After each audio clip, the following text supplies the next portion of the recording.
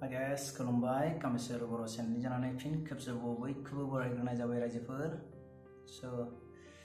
दिनैनि टपिकआनो जाहैबाय मणिपुर स्टेटनि सोमोन्दै सावरायगोन। गतिके रायजो राजाफ्रा थाम्बनेलाव नुनानै मिथिखाबाय जानो हागौ। दा 40-45 दिनानो जाबाय, गतिके गोबां दावराव जागासिनो दं मणिपुराव। गतिके ससियेल मिडियायाव बयबो नुगासिनो जानो हागौ। दा बेखौनो आं सावरायनो नागिरदों। जायफ्रा गोसो गुदुं एसे आंनि भिडिअखौ नायबानो जाबाय, आरो जायफ्रा गोदान फैदों आंनि चेनेलखौ साबस्क्राइब खालामना लायो अननानै। डाइरेक्ट जों रायलायनोसै।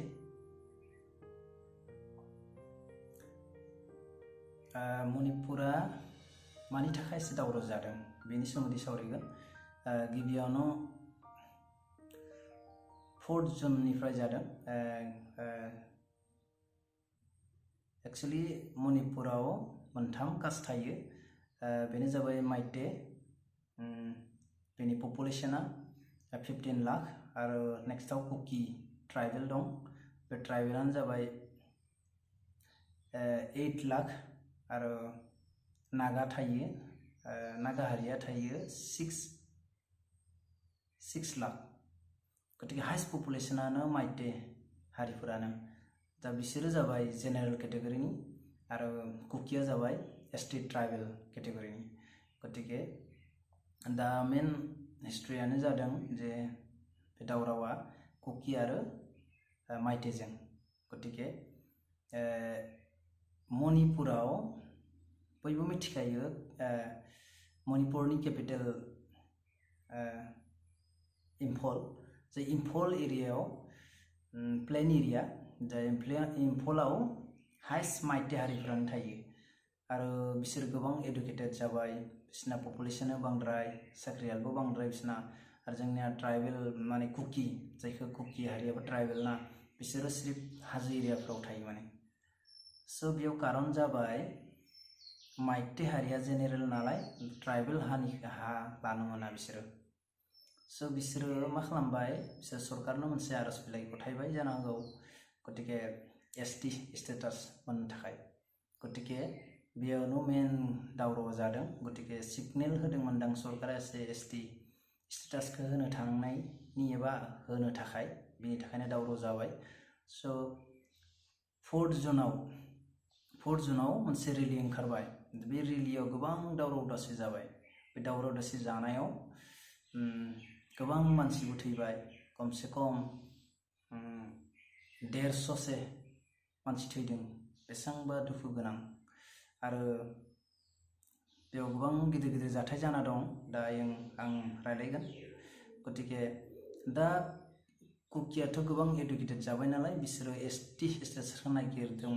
गतिके एसटी स्टेटासखौ मोनबा बिसोरो ट्राइबेल हाखौबो माने बायनो हागोन एबा लानो हागोन बिदि जादों। गतिके बेयाव गोबां दावराव दावसि सोमजिबाय। बेयाव डिफेन्सफ्राबो कन्ट्रल खालामनो हायि बायदि जाबाय। फायरिंबो जाबाय, गोबां न'स बां सावना होदों। बिदि जायै दाबो जागासिनो दं। बे जाबाय थानायानो मोनसे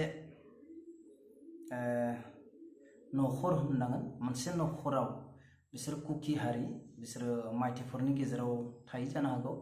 बिसोरो गिनानै माने नखरनि मानसिफ्रा जमा जानानै माबा मोनसे एसे एनै बुस्थुफोरखौ लानानै हाजो साइडथिं खारनो नागिरदोंमोन एबा खारगासिनो दंमोन, एबा थांनानै बिसोरनि सेफ जायगायाव थांनो नागिरदोंमोन। बै टाइमावनो बैयाव माने माइटे हारिनि माखासे सेंग्राफोरा, दुथांफोरा फैनानै बिसोर परियालफोरखौ लांनानै मा खालामबाय, आरो बिसोर इयाव हिन्जावसा 3मोन, हौवा 2, होमबा बैसो 2 जानाय हिन्जावसामोन, आरो सासेया 21 बोसोरनिमोन।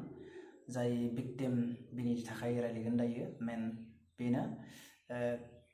दा बे दुथांफोरा मा खालामखो, बेखौ बै हिन्जाव माहारिखौबो माने गस्ला सस्ला खुनानै बिसोरो माने जिनाहारि खालामबाय। माने सानैखौथ' खालामाखै बैसोगोरा, बे 21 बोसोर बिनानावखौ जिनाहारि खालामबाय दुथांफोरा। गतिके बिदि खालामनायाव बिफायाबो बाधा होदोंमोन। बिफा बाधा होनाय बिफाखौबो बिसोरो बिसोरनि बे धरना होग्रा माइतेफोरनि रायजो राजाफ्रानो बिसोरखौ बुथारबाय। आरो लोगोसे बिनि फंबायाबो फैदोंमोन बिब'खौ एबा बासायनो थाखाय बिदि खालामनाङा होननानै बिखौबो बुथारबाय। होमबा बेसेबां दुखु गोनां रायजोफोर सानना नाय। थानाय नुनानै पुलिस बिफाना जियाव गाखोनानै लांदोंमोन जाहैदों। लांनायाव पुलिसखौबो बेंना लाबायनि बिसोरो माइते हारिनि हमना ला धरना होग्रा मानसिफ्रा। तो बेयाव मा खालामबाय पुलिसफोराबो बिसोरखौ हगारनानै माने थांनाय बायदि जाबाय आरोना। तो बासायनो हाबाथ' बासायनो हागौमोन पुलिस बिफान हमना ला। गतिके बेयाव जबरदस्ति गारियाव गाखोनानै बिसोरखौ माने अत्याचार खालामदों आरो बिसोरो।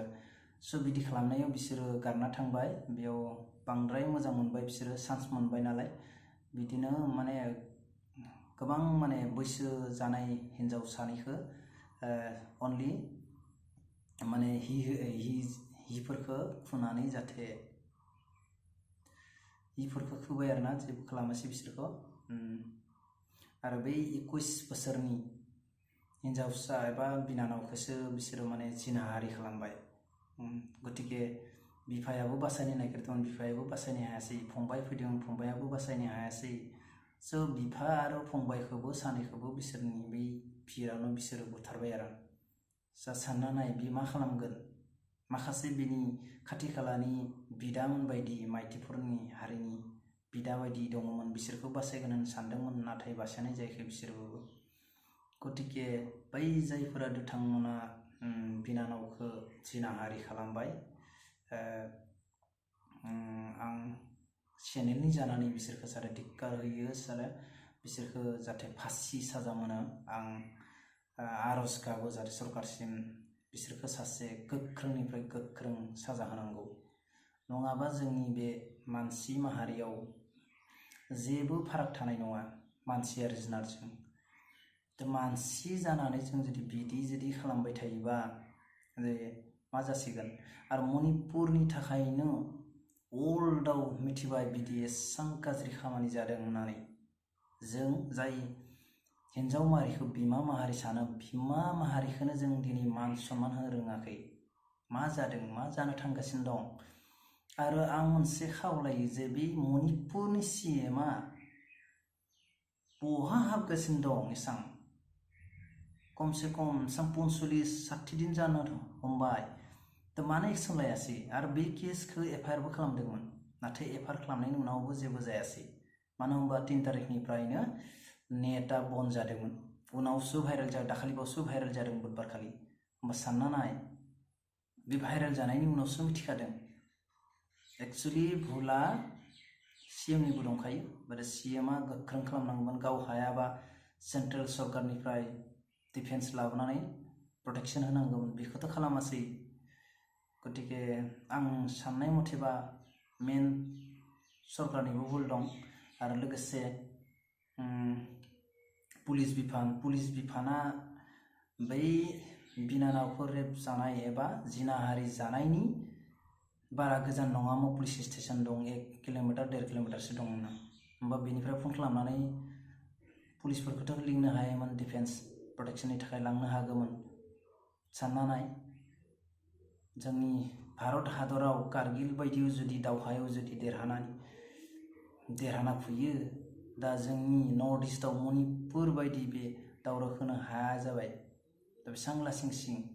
बेयाव मोनसे आं साननाय बायदि पुलिसावबो एसे भुल दं, बिसोरो निस्सय बासायनो हागौमोन। आरो आं बेखौनो खावलायो जाहाथे मानसि जानानै, जों ट्राइबेल जानानै गोबां दुखु फोरमायो। दिनैनि ब्लगआ बेखौनो बानायनाय जाबाय। मानो होनबा गोबां दुखु जादों। आं दाखालिनिफ्राय बानायगोन सानदों, खामानिनि थाखायनो बानायनो हायाखै, गोबां खामानि बेस्थ'। दिनै थेवबो बानायदों। गतिके रायजोफोरनि सिगाङाव शेयार खालामबाय। गतिके बे माइते हारिया बिदि खालामनो नाङामोन गावनि बिनानाव बायदि। गतिके जा जादों सरकारजों जादों। आरो जाय बे खामानि ST स्टेटास नागिरनायनि एबा हाबनायनि बे सोर थिखांखो मानो बिदि खालामनांगौ थाबनो खमसे खम रायलायनांगौ मोजां कुकि माइथेजों जिरायनानै गिदिर गिदिर आफाद दं बिसोर रायलायनांगौमोन मानो रायलायसे डाइरेक्ट बिदि खालामबाय दा साननानै रायजोफोर माखासे गुनि गियानि मानसिफोरनि थाखायबो बिदि जायो दा बेसां दुखु गोनां आलाय सिलाय जोंनि ट्राइबेल माहारिफोरा 150 निबो बारा थैबाय आरो बे जिनाहारि जादों जोंनि ट्राइबेल बिनानावफोरा दा बिसोरनि जा मानहानि जाबाय बिसोरखौ सोर लाबोगोन आरो जायफोरा दुथांफोरा बे खामानिखौ मावदों हाजार बे हाजार गेजेराव कमसे कम साफा सानैबो ओंखारासै गुनि गियानि मानसि बुजिनो रोंनाय मानो ओंखारासै बे सोलासिंसिं मेन मानो बेसां गुनि गियानि गोबां फरायनायानो इडुकेटेड दं माइथि हारियाव मानो सानासै बिसोर सासेबो आं धिक्कार खालामो बिसोरखौ जाहाथे गोख्रोंनिफ्राय गोख्रों साजा होनांगौ बिसोरखौ आंनि मथेबाथ' जायफोरा जिनाहारि खालामदों बिसोरखौ एकदम फासि होनांगौ दा निउसाव खोनानो मोनबाय एसे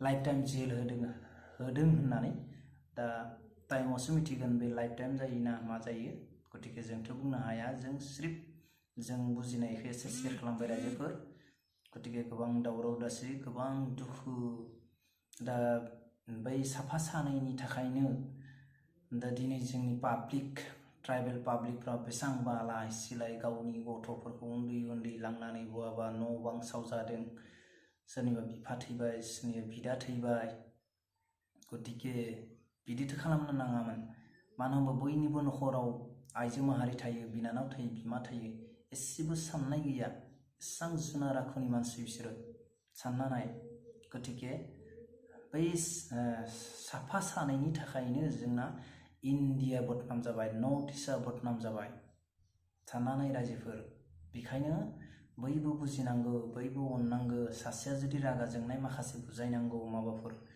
बहाबा माबा जुदि नांलायनाय जायोबा बयबो जुदि बिदिनो खालामनो नागिरबा बहा जागोन गतिके गोबां दुखु मोनदों आंनि गोसोआव गतिके रायजोफोरा नोंसोरो कमेन्ट खालामदों मा मोनदों आरो आं जाखिनि नलेज बेखौनो फोरमायबाय मानो होनबा आरो बीरेन सिंह जायखौ CM मणिपुरनि CM बीरेन सिंह बिथ' बिदि खालामनो नाङामोन गतिके गोबां माने स्ट्रं प्रटेक्शन होनांगौमोन मानो सिरि दं आं बेखौ बुजिनो हायाखै मानो बिदि जाबाय थादों एक्चुअली CMआथ' बहुत बिदि जादोंबा स्ट्रं जानांगौमोन प्रटेक्शन होनांगौमन प्रटेक्शन होबा बिदि जायामोन गतिके आरो गोबां खोनानो मोनदों आर्म्सबो एकदम गावबा गाव नखराव थायोमोन गावलायनाय गतिके बिदि जुदि आर्म्सजों जों दाबो जुदि गेलेबाय थायोबा बहा डेभेलप जागोन जों दानि जुगाव गेलेनांगौ कलमजों लानानैसो गेलेनांगौ जों दाबो आर्म्स लानानै हाथियार लानानै गेलेगासिनो दं दा बहा डेभेलप जागोन जों ट्राइबेला बेयो मोनसे साननो गोनां बाथ्रा रायजोफोर गतिके आं बेखौनो गसाइनिसिम आरज गाबो जाहाथे मणिपुरा थाबैनो जाहाथे बे प्रब्लेमनिफ्राय सल्भ मोनो आरो जोंनि सेन्ट्रेल सरकाराबो जाहाथे हेफाजाब होयो आरो बयबो आरज गाबहरो जाहाथे मणिपुरा जाहाथे सिगां बायदिनो जाहाथे मोजां जायो कन्डिशन आरो मणिपुरनि थाखायनो बे माइथि हारिनि मणिपुरनि थाखायनो दा मिजोरामाबो दावराव दावसि जानो हमदों दा मिजोरामाव जेसां साख्रियाल मावदोंमोन सब होसोजाबाय सब फैनानै जोंनि आसामाव हाबदों आसामाव करिमगन्जआव दंहैयो गतिके दुखु गोनां बिसोरबो मिजोरामाव साख्रि मावनानै गावनि फरियाल संसारखौ सालायगासिनो दंमोन उन्दै दं गथ' दं फंबाय बिनानाव फरायगासिनो दंमोन बेसेबांबा लस जादों बेसेबांबा दुखु गोनां बाथ्रा साननानै रायजोफोर गतिके साफा सानै मानसिनि थाखायनो मा जानो हमबाय दिनै बेसेबां गिदिर माने भुल जालांबाय आरो बियो साननांगोन दा मिजोरामनिफ्राय एकदम गारियाव जमा जानानै फैदों जों दा मणिपुरावबो हाबनो हाया थाबनो दा आसामाव दङ जों करिमगन्ज बे जिल्लायाव दं गतिके जोंनि आसाम सरकारखौ आं खावलायो जाहाथे बिसोरखौबो मोजाङै लाखि प्रटेक्शन होयो जाहाथे बेयावबो माबा बिदि जानो नाङा गतिके जोंनि आसामनि चिफ मानगोनां डक्टर हेमन्त बिश्व शर्मा सार जाहाथे नोजोर होयो बिसोरखौबो जानाय लोंनाय प्रटेक्शन जाहाथे बिदि जानाङा बिसोर मोजां थायो बिसोरबो जोंनि बे धर्म जोंनि मानसिनि गतिके बयनावबो जाखायो भुल बिदि भुल जादों होननानै जोंबो बिदि खालामबा जानाय नङा बिसोरखौ नायनांगोन सेफटि खालामनांगोन जाहाथे बेखौनो खावलायो आं जाहाथे बे प्रब्लेमा थाबैनो सल्भ जायो बेखौनो गसाइनिसिम आं आरज गाबहरो आरो दिनैनि बे ब्लग बानायनायाव जुदि गेना गोरोन्थि जाबायबा आं निमाहा बिनाय थाबाय रायजोफोर आरो जायफोरा आंनि भिडिअखौ जोबजासे नायबाय बिथांखौबो रोजा रोजा साबायखर होबाय आरो जायफोरा गोदान फैदों प्लिज अननानै आंनि चेनेलखौ साबस्क्राइब खालामना लादो आंनि बे ब्लग बानायनायाव बिदि कमेडि एन्टारटेनमेन्ट होनाय नङा माखासे नलेजेबल बांद्रायबो नङा थोजासे नङा जाखिनि हादों एसे एनै आं माने शेयार खालामनो नागिरदों गतिके रायजोफोरा बेयावनो जुदि माबाफोर जायोबा निमाहा होबानो जाबाय रायजोफोर दिनैनि ब्लगा बेयावनो फोजोबनाय जाबाय जय बर' हारिनि